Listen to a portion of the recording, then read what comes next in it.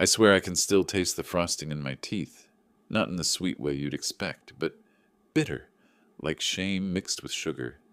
If you've ever been laughed at by an entire room of people you thought respected you, you'll understand why my chest still tightens when I think about it.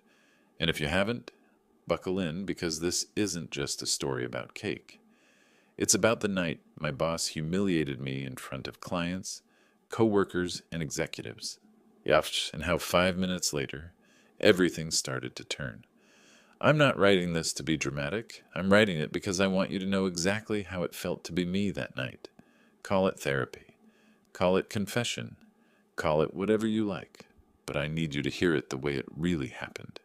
The company I work for is big enough that we throw a formal holiday party every year. Black tie, open bar, rented banquet hall, the works. I've never been much of a party person, and honestly, if I didn't have to go, I wouldn't. But attendance is strongly encouraged, which is corporate speak, for if you don't show up, your name gets remembered. So I went. I wasn't drinking. Someone in my family struggles with alcohol, and I just don't touch the stuff. Instead, I was the designated driver for a few coworkers. I figured I'd stay an hour, smile, make polite conversation, and leave before midnight. What I didn't figure on was becoming the entertainment. My boss, we'll call him Mark, had been riding me all year. Nothing major enough to file a formal complaint, but constant jabs, jokes at my expense, little digs and meetings that left everyone laughing while I sat there trying to pretend it didn't bother me. He liked to call it banter. I called it something else, targeted humiliation. That night, Mark was already 3 or 4 drinks in when I arrived. I could smell the whiskey on him when he slapped me on the back and said, "Glad you could make it, kid. Try not to bore the clients, yeah?" I laughed it off. I always did. That was my survival tactic. Stay quiet, keep my head down, and keep the peace. The banquet hall was gorgeous. Chandeliers glittered over white linen tables. A live band played jazzy versions of Christmas songs. People in suits and gowns circled the room, glasses clinking, voices rising. The dessert table stood near the center with this massive sheet cake, iced to perfection with the company logo piped in blue and gold across the top. It was honestly beautiful. And then came the moment I can't forget. Mark, half smirking, half slurring, called me over near the dessert table. "Come on, champ, let's get a picture," he said. One of the clients raised a phone. I walked over, smiling politely, standing beside him. And then, without warning, without a single hint, he shoved his hand into the back of my head and slammed my face down into the cake. The room erupted.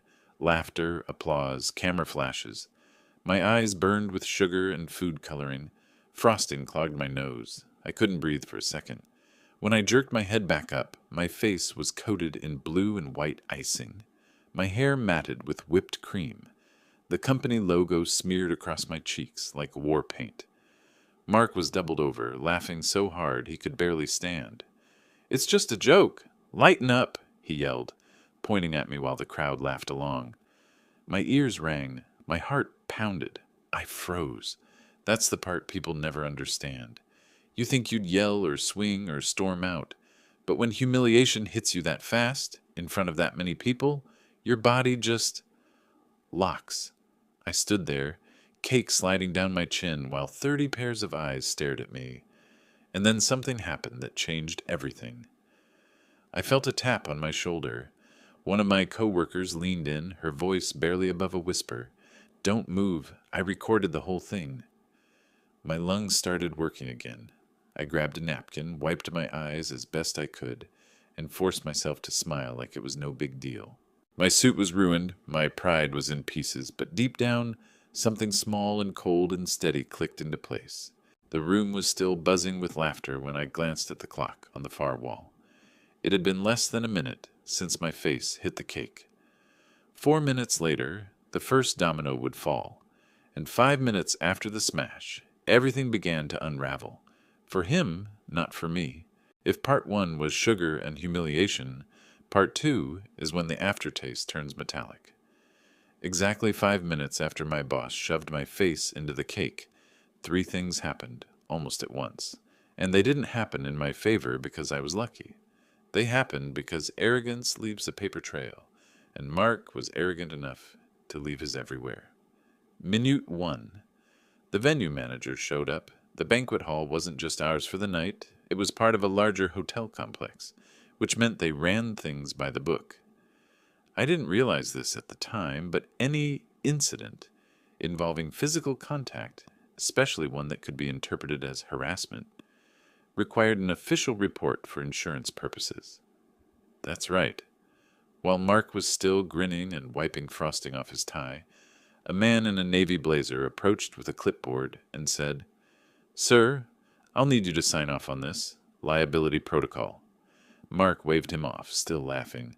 "It was a joke, man. Don't be so uptight." But the manager wasn't smiling. He pointed to the security cameras on the ceiling. "We document everything. Company events are no exception." I can't tell you what satisfaction it gave me just to see Mark's expression twitch for the first time that night. A flicker of awareness, quickly drowned in bravado, but still, he knew. The joke had already crossed into paperwork. Minute 2, the surprise walkthrough. I'd heard rumors all week that senior leadership might make an appearance, but nobody thought they'd actually show up. Yet right as I was dabbing frosting out of my eyes in the restroom, the double doors at the front opened, and in walked 2 VPs and an executive from one of our top client accounts. You could feel the energy in the room snap from rowdy to rigid in seconds. The laughter died down, glasses lowered, people adjusted their jackets. And there was Mark, red-faced, crumbs on his blazer, slurring his way through an introduction just as they stepped inside.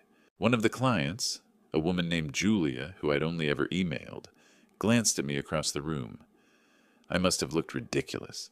Half-cleaned, tie hanging loose, streaks of frosting still in my hair, but she gave me this small nod. Not pitying, not mocking, just acknowledgement. And then she turned to the VPs as if silently saying, "You saw that too, right?" Minute 3, the fire hazard. Mark thought it would be hilarious earlier in the night to sneak in sparklers for the dessert display. "Make it festive," he told the event staff. They had refused, citing fire code. He pulled rank, insisted, and paid out of pocket. Well, right as the executives were settling in, one of those sparklers reignited in a trash bin near the bar. Nothing major, just smoke, but enough to trigger the venue staff into action. The manager from earlier swooped in, radio crackling, already adding safety violation to the incident log. So picture it. 5 minutes after my face got smashed into a cake, the banquet hall has a written incident report in motion. Executives and clients unexpectedly present. A safety violation tied directly to Mark's name. Meanwhile, I'm standing in the corner with a ruined suit and frosting in my ears, quietly dabbing at my face with a napkin one of the waiters handed me. And for the first time in a long time, I felt something shift. Not sympathy, not justice, not yet, but attention. Real, unfiltered attention. People weren't laughing anymore. They were watching. Watching Mark stumble over his words. Watching him wave his arms too wide, nearly knocking over a champagne flute. Watching the hotel staff clipboards fill with notes that would eventually be filed, copied, and emailed to people whose titles carried words like legal and compliance. I sat down at a side table, still sticky with sugar, and tried to keep my breathing steady. A coworker slid in beside me, the same one who whispered she'd filmed it. She put her phone on the table for just a second, screen dark, then slid it back into her clutch. "Don't worry," she said softly. "You've got receipts." In that moment, I didn't say thank you. I couldn't. My throat was too tight. But my eyes burned in a way that had nothing to do with frosting. Because for the first time, I realized I wasn't alone in this. The executives started shaking hands. Clients were ushered to their seats, and Mark tried desperately to plaster on his sober face. He clapped me on the shoulder on his way past, muttering, "You'll get over it." But I didn't answer him. I didn't need to. Because I knew something he didn't. Humiliation burns fast, but evidence lasts forever. And that night, the first sparks of evidence had already been lit. By the time the executives had made their rounds and the laughter had died, the cake on my face wasn't the main event anymore. The whispers were, and that's when I realized this wasn't the first time. Not for me, not for anyone. It was just the first time the spotlight had caught it. See, Mark had a pattern. He didn't just bully me, it was his entire management style, disguised as team bonding. He'd use nicknames in meetings, the kind that sound harmless until you're the one being called them over and over. I was Cake Boy after one late lunch when I turned down dessert. Intern despite being 3 years into the role. Kiddo when I presented data to clients. Always just enough for him to laugh, and everyone else to feel pressured to laugh too. He'd like to interrupt. If I suggested an idea, he'd say, "That's cute, but let's hear a grown-up plan." If I asked for clarification, he'd roll his eyes and tell the room, "Guess we'll draw a picture for him." On paper, all of it could be brushed off as humor, but over time the weight of it pressed on me like wet sand, until even my good work felt flimsy. And here's the thing, I documented. Not because I thought I'd need it, but because it was the only way I stayed sane. Screenshots of Slack threads where he'd mock me. Emails where he jokingly denied my PTO request because I hadn't earned adult hours yet. Performance reviews with backhanded compliments like, "Smart kid needs to grow a thicker skin." I kept them in a folder marked MISC on my personal drive, just in case. I wasn't the only one. That night, after the cake, a colleague I barely talked to before found me near the coat rack. She handed me a bottle of water, lowered her voice, and said, "You're not the first. He's done this for years. He calls it hazing. I call it harassment." She glanced at the executives across the room and added, "And tonight, they finally saw it." The venue manager, he became an accidental ally. He wasn't just filing a generic report. He insisted on my version of the story, written in my own words, signed by me, time-stamped. "We're liable too," he said. "But trust me, this is going to matter later." He pointed at the ceiling. "Cameras don't lie." Even the clients weren't blind. Julia, the woman who had nodded at me earlier, pulled me aside on her way out. She pressed her business card into my palm and whispered, "You handled yourself with more composure than your boss tonight. Don't lose that. Call me if you ever need anything." Her tone wasn't casual. It was deliberate. Back inside, Mark was trying to spin it. I overheard him near the bar, laughing too loudly. "Oh, come on, it was just some frosting." "He's fine. Kid's got to toughen up." He said it to anyone who would listen, repeating it like a mantra, as if enough repetition would rewrite what had actually happened. But the video in my co-worker's clutch said otherwise. So did the clipboard. So did the cameras. And that wasn't even the sharpest knife hanging over his head. Because behind the humiliation and the laughter was money. Corporate money. And if there's one thing that turns jokes into job-ending disasters, it's when they threaten the bottom line. See those sparklers he'd ordered? They weren't just tacky. They were charged to the company card, labeled under client entertainment, and the venue had already tagged them as a safety violation, which meant somewhere in some system there was now a receipt with Mark's name, tied directly to an incident logged as both harassment and hazard. It's funny. I went into that night planning to stay invisible, but the moment he shoved me into that cake, he made me unforgettable. Not because I wanted to be, but because humiliation has a way of waking people up, especially when it's recorded, documented, and cross-referenced by witnesses with titles bigger than his. By the end of the night, my folder of receipts wasn't just personal therapy anymore. It was evidence. Real, undeniable evidence that the cake wasn't an isolated slip, but the final straw in a long pattern of abuse.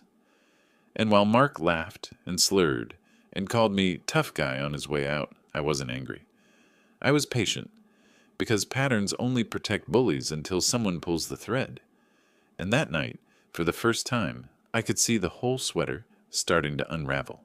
If part 3 was about patterns, part 4 was about proof. By Monday morning, the frosting had been scrubbed from my suit, but the stain on Mark's reputation was just beginning to spread. The venue's incident report landed in HR's inbox first. Dry, clinical, but devastating. Physical contact resulting in potential injury. Employee submerged face first into dessert table by supervisor.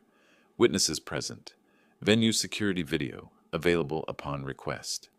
A neat little bullet in a PDF, but one that landed like a grenade. Then came the expense audit.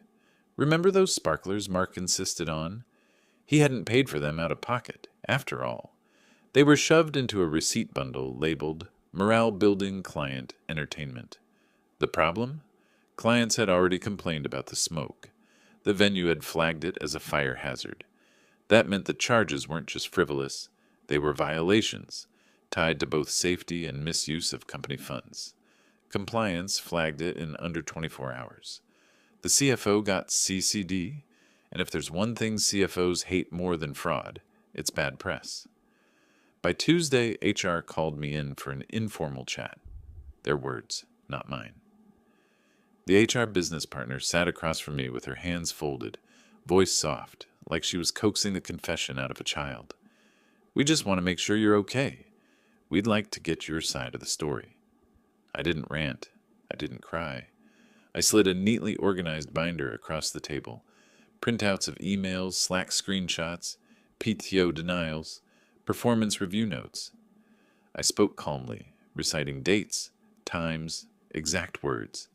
I gave them the number of the coworker with the video, the contact info of the venue manager, and, without flourish, the business card Julia had pressed into my hand. The HR rep blinked, glanced at the binder, and said quietly, "You've been documenting." "Yes," I said, because I knew this wasn't going to stop on its own. Here's what bullies never count on: people watching and people remembering. While HR worked through my file, executives who'd been present that night started whispering among themselves. Mark's story that it was just a joke wasn't holding. Too many witnesses, too much documentation. And then the optics kicked in. Short clips of the cake smash hit a couple of group chats over the weekend. By Wednesday, they'd leaked into a client Slack workspace. Nothing viral, nothing public, but enough to embarrass, enough to sting. You could almost hear the panic setting in. Mark stormed through the office that week, trying to control the narrative. He called impromptu huddles. "It was just a prank," he repeated. "We're a family. Families joke." He wore the phrase like armor, but every time he said it, fewer people nodded. Some just looked away. Legal didn't care about his family defense. They cared about precedent. Harassment policies weren't written for feelings. They were written for liability. And when they lined up his jokes against the language in the handbook, hostile environment, repeated belittling, physical contact without consent, the fit was almost word for word. And the expenses? Those were the nail. Internal audit pulled receipts from the last 6 months. Turns out sparklers weren't the first time he'd blurred the lines. Client entertainment covered rounds of shots at strip clubs. Morale events billed sushi dinners for his golf buddies. He'd been sloppy. Sloppy enough that the CFO himself called a special meeting. I wasn't invited. I didn't need to be. By Thursday, the whispers in the break room had changed tone. It wasn't, "Did you hear what happened at the party?" anymore. It was, "They're auditing everything he's touched." And Mark, he kept doubling down, loud, defensive, cornering coworkers in the hall with lines like, "You'll back me up, right?" And "We can all agree it was funny." He was trying to turn consensus into cover, but the air had shifted. People weren't laughing anymore. They were distancing, because everyone knows what happens when the ship starts sinking. Nobody wants to be seen holding hands with the captain. By Friday, I had an email from HR, formal this time. "We would like to schedule a follow-up meeting to discuss next steps. Please confirm your availability." Next steps. Such a harmless phrase, but I knew exactly what it meant. The dominoes weren't just wobbling anymore. They were falling one by one, and the sound was getting louder. By the time part 5 rolled around, the party felt like a lifetime ago. The frosting was gone, the suit was at the cleaners, but the fallout, that was only getting louder. The first official meeting with HR wasn't in a cozy conference room anymore. It was in a sterile glass office with a legal rep present, a laptop open, and a red light blinking in the corner to mark that the conversation was being recorded. That alone told me how serious it had become. They started with the standard script. We're here to ensure a safe and respectful workplace. Then they shifted into a tone I hadn't heard before, almost pleading. We want to resolve this quickly. We want to avoid escalation. That was when the first offer landed. Paid leave for me, 2 weeks. A formal written apology from Mark. A reassignment to a different team. And in return, silence. No formal complaint. No legal escalation. No outside noise. In other words, they wanted me to take the cake, wash my face, and pretend it never happened. But by then, I had leverage. Real leverage. And I wasn't about to give it up for a couple of weeks off and a hollow sorry. Because while HR was negotiating, something else had been happening quietly in the background. Julia, the client who had witnessed everything, had reached out. Not through official channels, through a private email.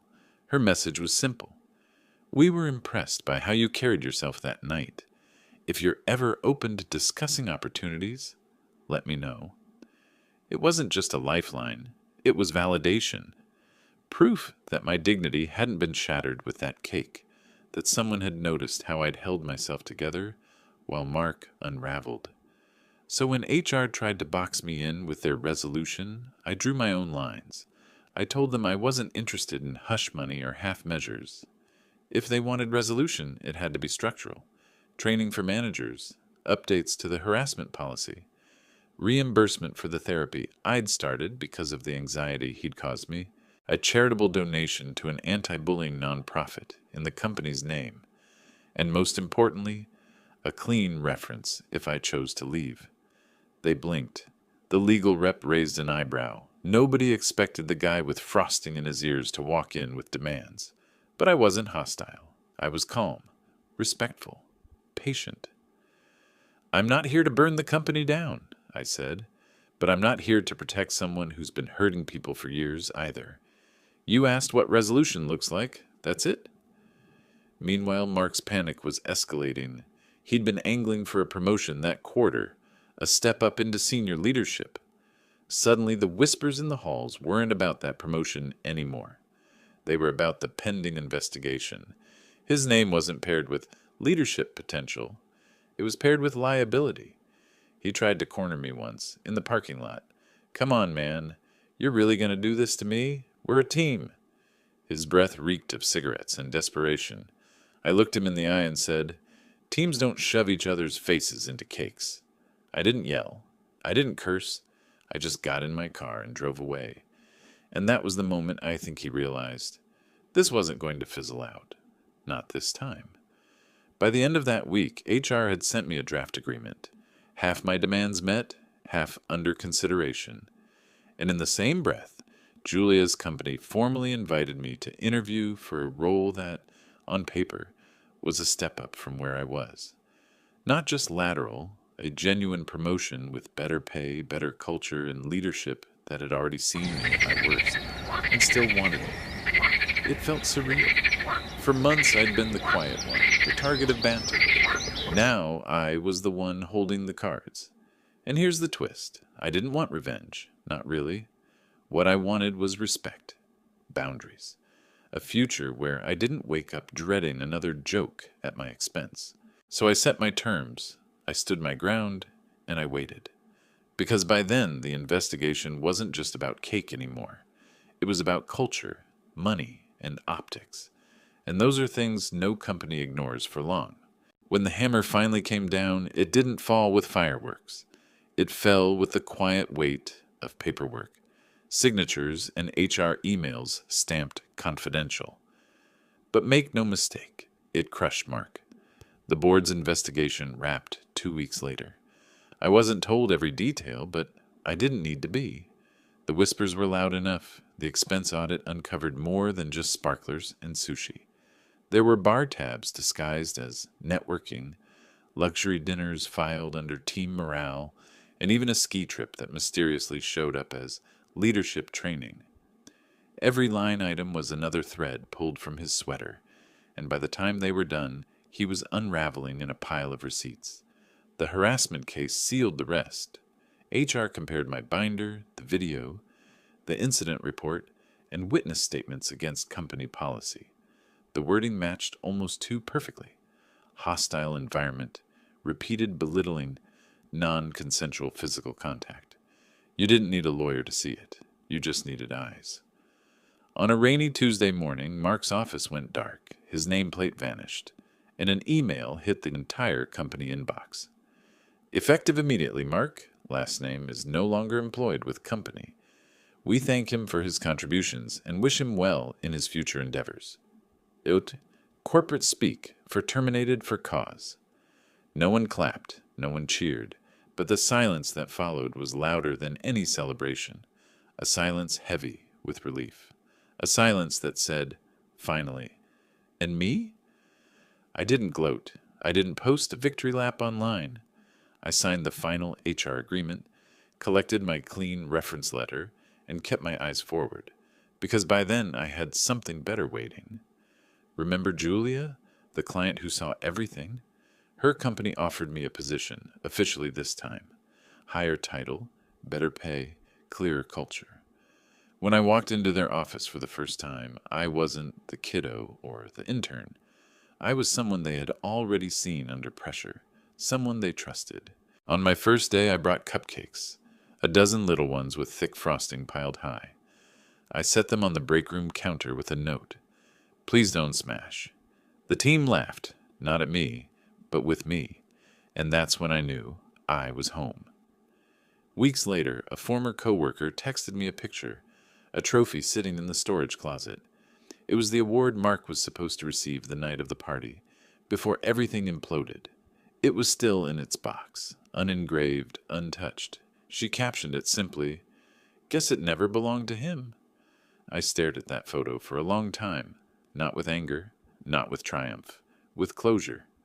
Because here's the truth. Revenge isn't always loud. Sometimes it's quiet. Sometimes it's a binder of receipts, a clip on a phone, and the calm patience to let arrogance undo itself. Mark's downfall wasn't my victory. It was his consequence. My victory was walking into a new job, head high, cake-free, with people who respected me, and that more than anything was the sweetest taste of all.